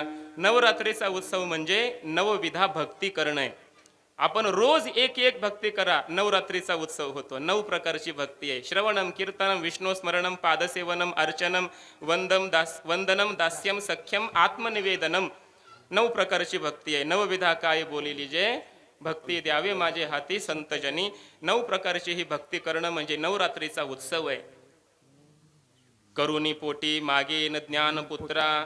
त्या देवीची ही नवरात्र मी करील आणि मागेन काहीतरी. मग काय मागेन? ज्ञान नावाचा पुत्र माझ्या पोटी, माझ्या हृदयात जन्माला येऊ दे, हा नवस मी करेन. हे मागणं मी मागेन. पुढं म्हटलेलं आहे, करुणी पोटी मागेन ज्ञानपुत्रा धरीन सद्भाव अंतरीच्या मित्रा. आपल्या अंतकरणातच आपला एक मित्र आहे, त्याला सद्भाव म्हणतात. त्याचे दोन अर्थ केलेत.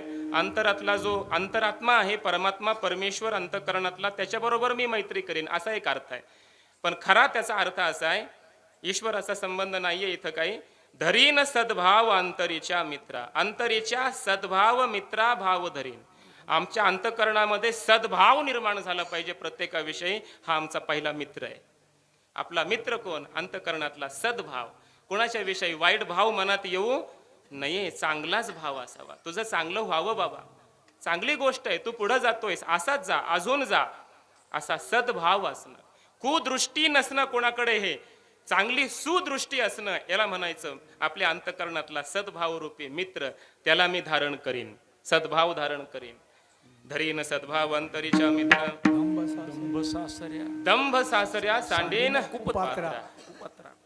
सासरा म्हणजे दंभ आहे. हा दंभ नावाचा जो सासरा, कारण दंभ म्हणजे काय? मी, हमने इतना मिलाया, ये सब कुछ हमने कमाया. दंभ आहे हा. आपलं मोठेपण, आपलं काहीतरी केलेलं सांगणं, हा दंभ आहे. परमार्थ सांगण्याची गोष्ट आहे का? सांगण्याची नाही, आचरणात अनुभूतीत असावा. सांगू नये, सांगण्यासाठी नाही परमार्थ, बोलण्यासाठी नाहीये. दंभ म्हणजे धर्म ध्वजित्व. मी एवढं केलं. कालच मी कीर्तन करून आलो, रात्रीचंच कीर्तन झालं. रात्री एक जण मला म्हणाला, आळंदीला गेलो महाराज, पंगत घातली. कमीत कमी 10 वेळेस तो रात्री मला बोलला, आळंदीत मी पंगत घातली, अमुक अमुक ठिकाणी. रेकॉर्डिंग सुरू आहे, त्यांनी ऐकलं तर ते त्यांना बरोबर कळेल, मलाच म्हणले म्हणून. पुन्हा सकाळी चहा प्यायला मला बोलवलं.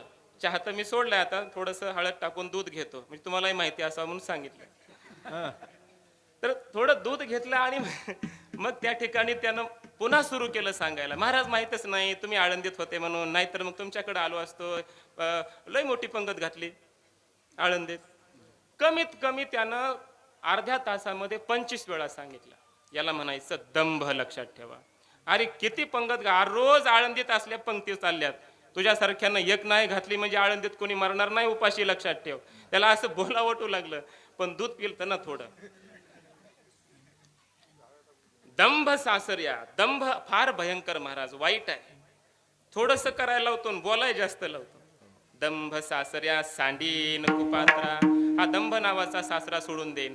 मध्ये कधी मी बोलणार नाही, सांगणार नाही मी इतका जप करतो, इतक्या वाऱ्या केल्या, इतके चातुर्मास केले, इतके कीर्तन केले, नाही सांगणार.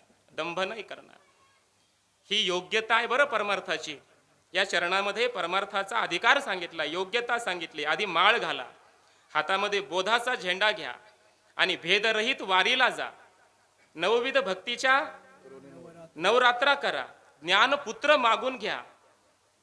सद्भाव धारण करा आणि दंभ सोडा. ही परमार्थाची योग्यता आहे. विठाल विठाल.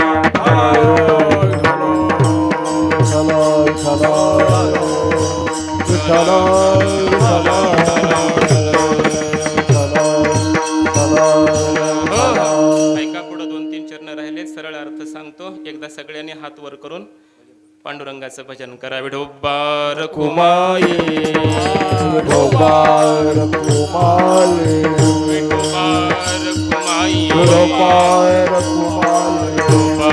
कुमाई, विठोबार कुमाई,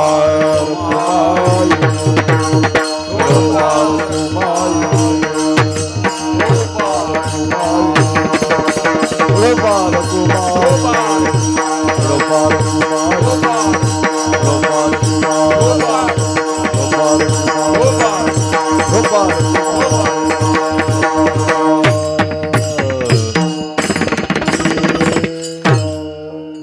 पुढच्या चरणामध्ये वर्णन केले, म्हणू नका कोणी हे. अंतःकरणातले विकार सांडून परमार्थ करावा, याचा उपदेश आहे पुढच्या चरणामध्ये. काय? पूर्ण बोधाची घेईन परडी. हातामध्ये परडी घेतली जाते, ती परडी आपल्या पूर्ण बोधाची पाहिजे. पूर्ण बोध म्हणजे सर्वम खलविदम ब्रह्म, हे सगळं परमात्म्याची रूप आहेत असा दृष्टीत आपल्या अनुभव येणं, याला म्हणायचं पूर्ण बोध. अशा पूर्ण बोधाची परडी हातामध्ये घेतली. पूर्ण बोधाची घेईन परडी, आशा तृष्णेच्या पाडीन दरडी. दरडी तुम्हाला माहिती आहे, दरड कोसळली म्हणतो आपण. ह्या आशा तृष्णेच्या दरडी आपल्या अंतकरणातच आहेत. या आशा तृष्णा अगोदर सोडा. तृष्णा कधीच पूर्ण होत नाही, आशा कधी पूर्ण होत नाही. तशीच तिचं नावच आहे आशाबाई. आशाबाईची आशा कधी पूर्ण झाली नाही महाराज. तृष्णा कधीच पूर्ण होत नाही. आशा तृष्णे यांच्या दरडी पाडाव्याच लागतात. पुढं म्हटलेलं आहे काम क्रोध मनविकार मनोविकार करीन करू करीन कुरवंडी. काम क्रोध हे जे मनोविकार आहेत त्यांना कुरवंडी करून त्यांचा त्याग करून टाकेन. अजून काय? अद्भुत रस अद्भुत रसाची भरीन दुर्डी. आपल्याकडं दुर्डी, बऱ्याच दिवसांनी मी तो अभंगाचं चिंतन करताना दुर्डी शब्द आला. लहानपणी अजूनही इकडं दुर्डी हा शब्द आहे, पण शहरामध्ये आता लोक विसरायला लागलेत. दुर्डीमध्ये भाकरी वगैरे आपण ठेवत असतो. त्या दुर्डी आहेत कशाच्या? हे दुर्डी म्हणजे हे अंतःकरण असा अर्थ आहे. दुर्डीचं अंतःकरणाची दुर्डी केली आणि या अंतःकरणाच्या दुर्डीमध्ये काय भरलं? अद्भुत रस भरला म्हणतात. अद्भुत रस याचा अर्थ आहे धन्योहम धन्योहम, अशी जी कृतार्थता. सर्वत्र ब्रह्मदृष्टी झाली, परमात्म दृष्टी झाली, ब्रह्मानंद प्राप्त झाला, त्याला रसोवैसह म्हणतात. त्याला नित्य आनंद म्हणतात. परमार्थ ज्याच्यासाठी करायचा आहे तो आनंद, जागृती, स्वप्न, सुषुप्ती सर्व अवस्थेमध्ये त्याला आनंदच आनंद प्राप्त होतो. त्या साधकाला मग त्या आनंद, त्याला अद्भुत रस म्हटलंय. कारण हा विषयाच्या माध्यमातून प्राप्त होतच नाही, त्याच्यासाठी त्याला परमार्थातच यावं लागतं. त्याच्याशिवाय हा रस, हा आनंद प्राप्त होत नाही. म्हणून याला अद्भुत अशा प्रकारचा रस म्हटलाय. हा रस मी या अंतःकरणाच्या दुर्डीमध्ये भरीन. ही झाली योग्यता. हा परमार्थ केला आणि असा परमार्थ केल्यामुळं झालं काय? आता साजनी झाले मी निसंग. आता मी निसंग झाले, मला कोणाशी विषयाशी संग राहिला नाही, कुणाशी माझा आता जगाशी संबंध राहिला नाही. विकल्प नवऱ्याचा सोडियला संग. विकल्प नावाचा नवरा होता, पती होता माझा. तो विकल्प म्हणजे काय? सारखं हे करू का, ते करू का, हे करू का, हे मिळवू का, ते मिळवू का, हे झालं आता ते करू का, सारखं वेगवेगळ्या प्रकारचे विकल्प किंवा भेद. विकल्प शब्दाचा दुसरा अर्थ आहे भेद. सारखं विकल्प, विशेष रूपाने वेगवेगळ्या कल्पना करणं विकल्प आहे, भेद आहे. त्या मंथरेच्या अंतःकरणात गेला ना हा विकल्प. भावार्थ रामायणामध्ये खूप गोड वर्णन आहे, विस्ताराने आपण ऐकता. मंथरेच्या अंतःकरणामध्ये पहिल्यांदा विकल्प गेला, तिचा स्पर्श झाल्यावर पुन्हा कैकेयीच्या अंतःकरणात गेला आणि मग तो विकल्प पुढे प्रकट झाला. रामाला वनवास 14 वर्षाचा आणि भरताला राज्य द्या, हा विकल्प आहे. विठ्ठल विठ्ठल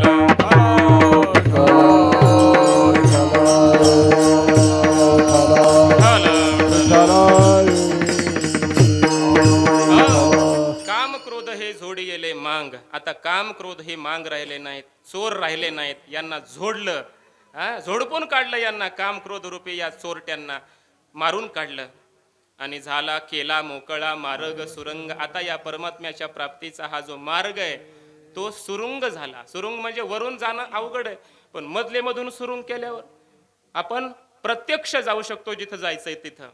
म्हणून शॉर्टकट मार्ग सुरुंग, मधले मधून परमात्मा प्राप्तीचा असा मार्ग मोकळा केला आणि सुरुंग असा भक्तीचा आम्ही तयार केला. केला मोकळा मार्ग सुरुंग, ऐसा जोगवा मागुनी ठेविला, जाऊनी महाद्वारी नवस फेडीला. मग देवीकडे गेलो आम्ही, तिथं जाऊन हा नवस आम्ही जो मागितला होता तो फेडला. त्या ठिकाणी महाद्वारी गेलो. परिणाम काय झाला? एकपणे जनार्दन देखिला. सर्वत्र आम्हाला जनार्दन परमात्मा एक रूपाने प्रतीतीला यायला लागला. विश्वदेव सत्यत्वे ही अनुभूती, व्यापक अनुभूती प्राप्त झाली. जन्म मरणाचा फेरा सुकविला. त्यामुळे आता आम्हाला जन्म मरण हे राहिलेलं नाही. साधकाचा साधकीय जीवनातील आध्यात्मिक प्रवास संपला. अगदी देवीची उपासना करायची, ती देवी का प्रकटली इथून सुरुवात झाली. भक्ती कशी करावी, हा जोगवा कसा मागावा, इथून पुन्हा त्या साधकानं आपला प्रवास सुरू केला परमार्थाचा. आणि जन्म मरणाचा फेरा कसा चुकवावा, हा सर्व अध्यात्माचा उपदेश आणि हा प्रवास या अभंगामध्ये सांगितलेला आहे. निवांत घरी जाऊन या अभंगाचं चिंतन करा. विस्ताराने कीर्तनामध्ये कोणीही सांगू शकत नाही, एवढं वर्णन करता येत नाही, वेळ कमी पडतो. पण फार गोड अभंग आहे. परमार्थ कसा करावा याचं दिग्दर्शन, मार्गदर्शन, पूर्ण प्रबोधन या अभंगामध्ये केलंय. या अभंगाची ही झालेली सेवा मातेच्या देवीच्या चरणी समर्पित करूया. आपण सर्वजण गावकरी मंडळी एकत्रित आलात, येत आहात, पुढेही येणार आहात. परमार्थासाठी सगळेच आपण एकत्र येता, कधी कोणाला आडवंही येत नाही. महाराज भविष्यामध्ये लोकांनी दैठण्याचं नाव घेतलं पाहिजे, परमार्थ करावा दैटण्याच्या लोकांसारखा. विढाल विढाल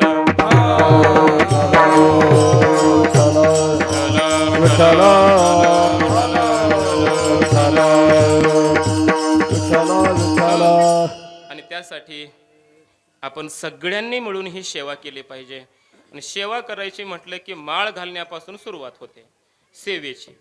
त्यामुळं पुन्हा एकदा विनंती आहे, 5 माळी घेऊन आलोय. तुळशीच्या पवित्र आळंदीतून आणलेल्या ओरिजिनल माळी, माऊलींच्या समाधीवर टेकून आणलेल्या माळी आहेत. जे भाग्यवान असतील ते उठतील, जे दुर्भाग्य आहे, ज्यांना आपला नाशच करून घ्यायचा आहे, ज्यांना पापच करायचं आहे, ज्यांना भ्रष्ट जीवन करायचं आहे, आणि शेवटचं म्हणजे ज्यांना नरकातच जायचं आहे, ते नाहीत घालणार, ते उठणारही नाहीत.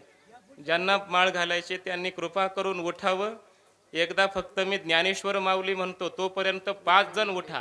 ज्ञानेश्वर माऊली, ज्ञानराज माऊली माऊली ज्ञानेश्वर माऊली ज्ञानराज माऊली माऊली ज्ञानेश्वर माऊली ज्ञानेश्वर माऊली ज्ञानराज माऊली ज्ञानेश्वर माऊली ज्ञानेश्वर माऊली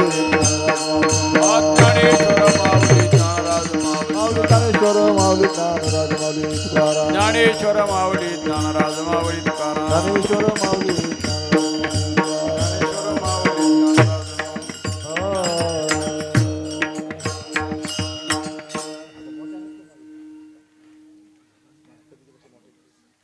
कुंडलिक वरदा श्री गुरु ज्ञानदेव तुकाराम पंढरीनाथ भगवान की जय.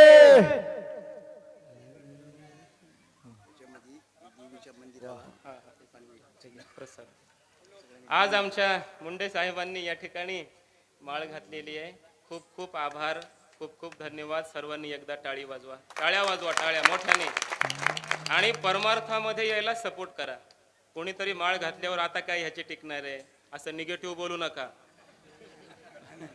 असं बोलायचं नाही कधीच. त्याला उलट प्रोत्साहन द्या. प्रोत्साहन, बरं झालं म्हणायचं घातली, आता तुमची निघत नाही असं म्हणायचं, आता तुम्ही नाही काढणार, असं पुढचं आपण बोललं पाहिजे. करविता व्रत अर्ध पुण्य लाभे, मोडविता दोघे नरकामध्ये.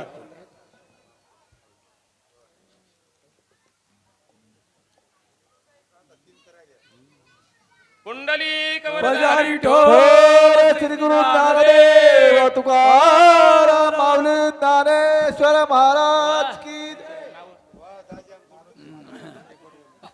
मारुती माधवराव मुंडे बडवणीहून आलेत बघा आपल्याकडं. बडवणीहून आलेले आहेत. यांनी आज माळ घातली, हे पवित्र जीवन स्वीकारल्याबद्दल त्यांचे धन्यवाद. सर्वांनी टाळ्या वाजवा एकदा. 2 आले, 2 अजून.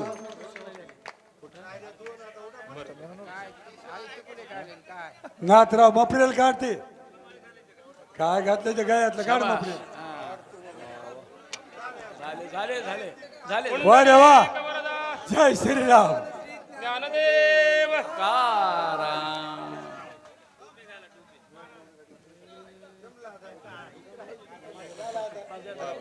खूप खूप धन्यवाद. आपले नाथराव अण्णा, नाथराव तुकाराम गुट्टे यांनीही आज तुळशीची पवित्र माळ घालून आजपासून पवित्र जीवन जगण्याचा संकल्प केलाय. त्याबद्दल त्यांचे सुद्धा मनस्वी आभार. आपलं परम कल्याण हो असा आशीर्वाद. वा वा वा. माळ नव्हती का तुम्हाला इतक्या दिवस? मला वाटलं माळच आहे की मी आलो नसतो ना घरी तुमच्या. तुटली होती मला. कुंडली ठोल श्री ज्ञानदेव तुकाराम. आपले केशव पाटलोबा गुट्टे यांनीही आज तुळशीची माळ घातलेली आहे. त्यांनाही धन्यवाद देऊया. सर्वांनी प्रोत्साहन द्या, नाहीतर तिकडं कुठं कामाला गेलं की वाद तिकूनच कार्यक्रम करून येईल घरी. आता परत मनात हे आलं नाही पाहिजे. शेवट टिकली हो. खूप टिकली. वा वा. खूप धन्यवाद, आभार. आणि आपला हा तरुण तडफदार गावचा नेता आमचा राम, आता माझ्या हृदयातला राम, तैसा हृदयामध्ये मी रामो. हा, आजपर्यंत गावचा राम होता, गावचा तर आहेच आहे, आता हृदयामध्ये मी राम, हृदयातला राम. कुंडली ठोल श्री गुरु ज्ञानदेव तुकाराम. पंढरीनाथ भगवान की जय. ज्ञानेश्वर महाराज की जय. गुरु तुकाराम महाराज जय. या सगळ्यांचं खूप खूप अभिनंदन. बघा, याच्यापेक्षा मोठं कार्य जगातही असू शकत नाही. आजपासून हे पवित्र झाले. मागचं जीवन जरी अपवित्र असलं, काही अशुद्ध जीवन जगलं असलं, काही पाप केलं असलं, तरी देवाला मी विनंती करीन, देवीला प्रार्थना करीन, ती आई आहे, ती माफ केल्याशिवाय राहणार नाही. तुमचं मागचं जीवन तिनं माफ करावं, ती क्षमा करावं. इथून पुढचं जीवन मात्र आपलं पवित्र बनावं. गीता सांगते, अपिचेत सुदुराचारो भजते मामनन्य भाग साधुरेवस्य मंतव्य सम्यक व्यवसितो ही सह. तो आधी जरी दुराचारी तरी सर्वोत्तमोची अवधारी, जैसा बुडाला महापुरी न मरतो निघाला. मरता मरता त्या पुरातून वाचला, बुडता बुडता वाचला, तर तो मेला नाही, वाचलाच शेवटी.